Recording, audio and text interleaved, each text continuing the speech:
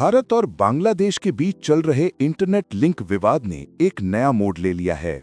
भारत ने बांग्लादेश से आने वाले इंटरनेट इंपोर्ट कनेक्शनों को आंशिक रूप से बंद कर दिया है, जिससे दोनों देशों के बीच डिजिटल कनेक्टिविटी को लेकर तनाव बढ़ गया है।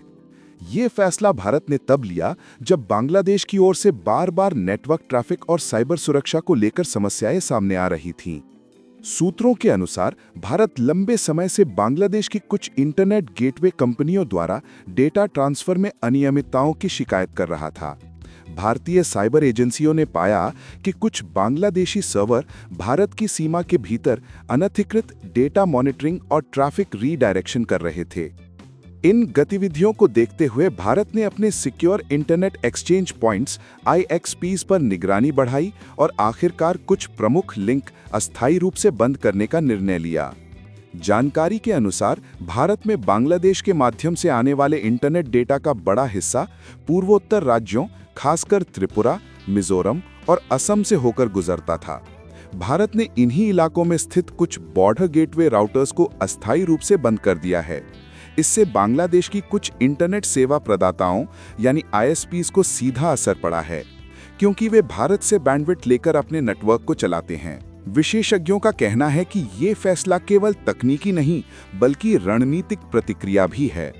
हाल ही में बांग्लादेश की कुछ वेबसाइटों और सोशल मीडिया प्लेटफॉर्म्स पर भारत विरोधी सामग्री साझा की जा रही थी।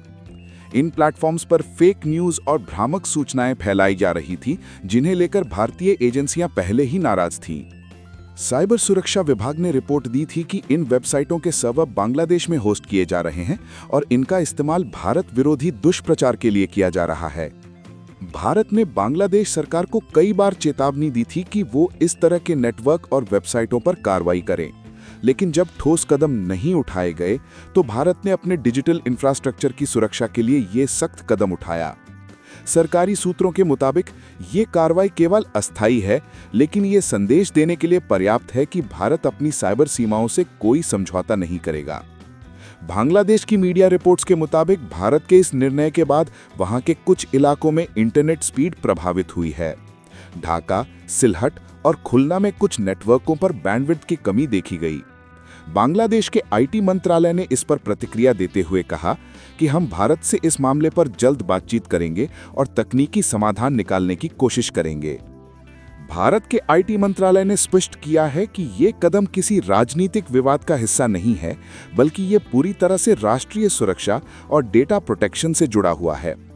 मंत्रालय का कहना है कि भारत अपने नेटवर्क में किसी बाहरी दखल को बर्दाश्त नहीं करेगा और यदि पड़ोसी देश सहयोग नहीं करते तो वैकल्पिक सिस्टम विकसित किए जाएंगे। विशेषज्ञों का मानना है कि भारत की ये नीति दक्षिण एशिया में डिजिटल आत्मनिर्भरता यानी डिजिटल सॉवरेंटी की दिशा में एक बड़ा संकेत है। भारत पहले से ही अपने 5G नेटवर्क, सैटेलाइट इंटरनेट और डेटा सेंटर इंफ्रास्ट्रक्चर पर जोर दे रहा है। इस कदम से ये भी संकेत मिलता है कि भारत अब डिजिटल डिपेंडेंसी को धीरे धीरे खत्म करने की दिशा में बढ़ रहा है। बांग्लादेश और भारत के बीच डिजिटल सहयोग की शुरुआत 2015 में हुई थी, जब दोनों देशों ने सीमावर्ती क्षेत्रों में इंटरनेट शेयरिंग प्रोजेक्ट्स शुरू किए थे। इसका उद्देश्य था कि भारत के पूर्वोत्तर राज्यों और बांग्लादेश के बीच डिजिटल कनेक्टिविटी को मजबूत किया जाए। लेकिन पिछले कुछ वर्षों में बैंडविड्थ, सर्वर एक्सेस और डेटा सुरक्षा को लेकर मतभेद बढ़ते चले गए। भारत के इस निर्णय के बाद क्षेत्रीय साइबर राजनीति में नया मोड़ आ गया है। एक और भारत अपने नेटवर्क को सुरक्षित करने के लिए सक्रिय है, वहीं दूसरी ओर बांग्लादेश अपने IT सेक्टर पर पड़ रहे असर को लेकर चिंतित है। विशेषज्ञों का कहना है कि आने वाले समय में भारत की ये रणनीति दक्षिण एशिया के डिजिटल परिदृश्य को पूरी तरह बदल सकती है। सूत्रों की मान्यता भारत अब अपनी घरेलू कंपनियों को प्रोत्साहन दे रहा है कि वे बांग्लादेश और नेपाल जैसे देशों को बैंडविड्थ सप्लाई करने के लिए वैकल्पिक चैनल विकसित करें। इससे न केवल भारत तकनीकी रूप से आत्मनिर्भर बनेगा, बल्कि डिजिटल एक्सपोर्टर नेशन के रूप में भी उभरेगा। कुल मिलाकर भारत का ये कदम स्पष्ट संदेश देता है कि जब बात राष्ट्रीय सुरक्षा और डेटा की आती है तो देश किसी भी तरह का समझौता नहीं करेगा। भारत ने ये साबित कर दिया है कि डिजिटल युग में सीमाएं केवल जमीन तक सीमित नहीं होती, अब साइबर सीमाओं की रक्षा भी उतनी ही जरूरी है।